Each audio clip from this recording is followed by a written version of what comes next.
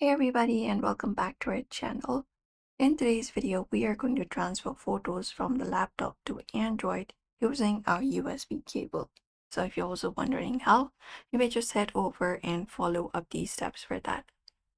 First of all, you can just go over and take up a USB cable, preferably the one that came with your phone, and plug in.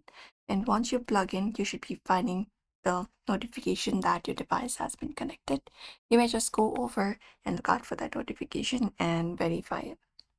After connecting, what you can do is you can just go over and on your Windows, open up File Explorer. And once you access it up, look for the phone under this PC. Right in the section, you can usually find your phone. There we go. So under this PC, you usually find your phone that is connected.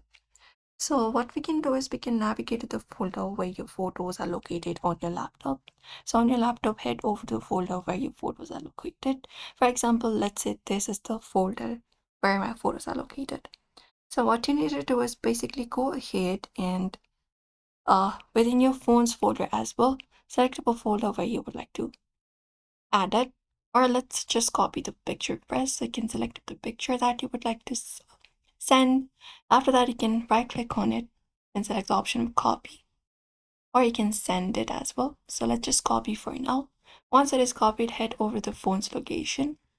And once you reach over the phone's location, go to the storage where you would like to add it up. For example, I would like to add it under pictures, or let's say I would like to add it in this share Android section. So you can open up the folder and just go over in Control+V, and you should be finding the picture being added on the folder.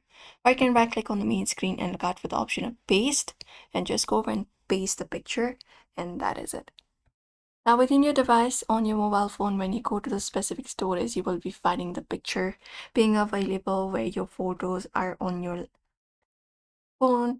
Now you can just go and follow up the process and safely disconnect your phone from your device. And once you do so, your phone won't be recognized, and that is it.